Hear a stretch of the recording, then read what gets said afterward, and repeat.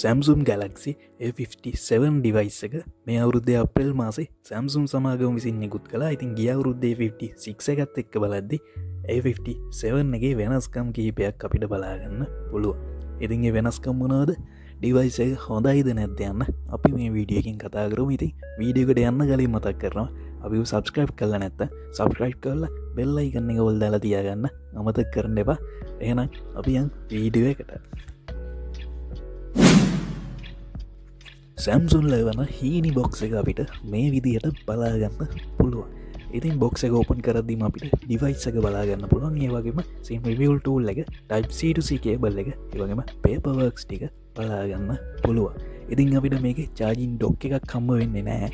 ඔයාලට charging dock එකක් වෙනම මිලදී ගන්න සිද්ධ වෙනවා. ඉතින් 45 watt වලින් support කරන නිසා original charging dock එකක් මිලදී ගන්න 45 watt වලින්.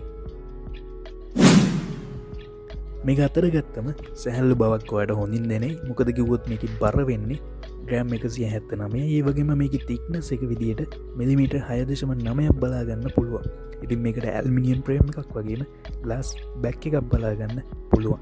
ඉතින් back එකේ triple camera setup එකක් තමයි අපිට මේකෙන් බලා ගන්න පුළුවන් වෙන්නේ. ඉතින් හොඳ premium look එකක් තියෙන device එකක් විදියට මෙන්න මේ device එක බලා ගන්න පුළුවන්.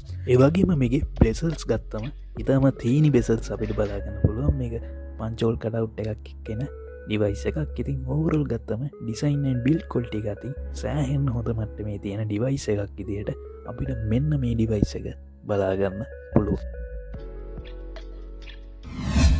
මේක ඩිස්ප්ලේ එක ගත්තම අඟල් 6.7ක Full HD Plus Super AMOLED Plus panel එකක් තමයි බලා ගන්න පුළුවන් වෙන්නේ. ඉතින් මේක ඩිස්ප්ලේ එක Corning Gorilla Glass Victus Plus වලින් ආරක්ෂා කරනවා.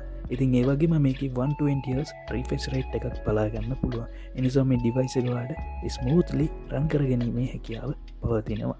ඉතින් ඒ වගේම තමයි මේකේ HDR10 Plus support කරන නිසා ඔයාලට HDR support කරන ඕම වීඩියෝ එක ෆිල්ම් එකක් බලනවා නම් හොඳ එක්ස්පීරියන්ස් එකක් ගැනීමේ හැකියාව මෙන්න මේ ඩිවයිස් එකකින් ඔයාට. ඉතින් ඒ වගේම තමයි මේකේ 1900 nits peak brightness එකක් බලා ගන්න පුළුවන්. ඉතින් ඒ නිසා ඔයාට තද හිරු වෙලෙක දුනත් මේක පහසුවෙන් පාවිච්චි කර ගැනීමේ හැකියාව මෙන්න මේ ඩිවයිස් එකේ.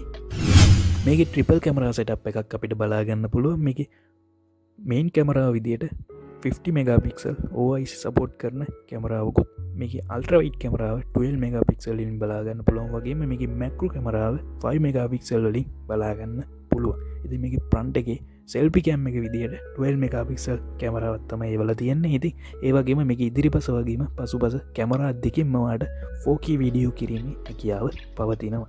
ඉතින් overall ගත්තම හොඳ quality picture එකක් capture කර ගැනීමේ හැකියාව තියෙන හොඳ device එකක් විදියට A57 එක හඳුන්වන්න පුළුවන්. මේක processor එක විදියට Exynos 7680 4nm chipset එක බලා ගන්න පුළුවන්. ඉතින් ඔයාලට එදිනෙදා කරන ඕනම කටයුත්තක් lag වීමකින් තොරව රන් කර ගැනීමේ හැකියාව ඔයාට පවතිනවා. ඉතින් ගේමින් ගත්තත් high end game එකත් ඔයාලට smoothly රන් කර ගැනීමේ හැකියාව පවතිනවා.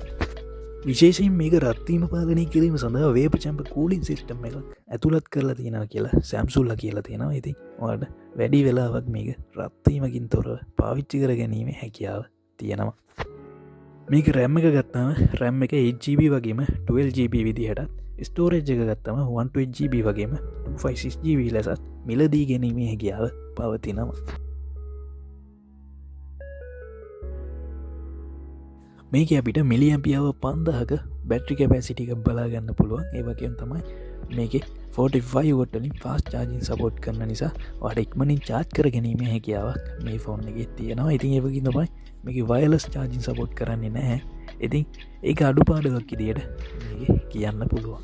මේ ෆෝන් එක ඔයාලට මෙලදී ගත්තීම latest Android 16 වල base වෙච්ච Samsung ලගේ One UI 8.5 බලා ගන්න පුළුවන්. ඉතින් ඒ වගේම තමයි Samsung ලා කියන විදියට තව අවුරුදු 6ක් යනකම් OS and security update මෙන්න මේ ෆෝන් එකට එනවා.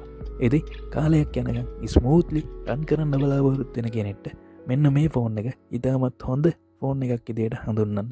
ඉතින් මේකේ IP68 water and dust resistant පාසුකම තියෙන නිසා ඔයාට ජලයෙන් දූවිල්ලෙන් ආරක්ෂා වීමේ හැකියාව මේ ෆෝන් එකේ තියෙනවා. ඉතින් overall ගත්තම අවුරුදු 6ක් යනකම් අප්ඩේට් උත් වෙන නිසා කාලයක් යනකම් ස්මූත්ලි රන් කර ගැනීමේ හැකියාව තියෙන ඩිවයිස් එකක් විදියට මේ ඩිවයිස් එක අපිට හඳුන්වන්න පුළුවන්.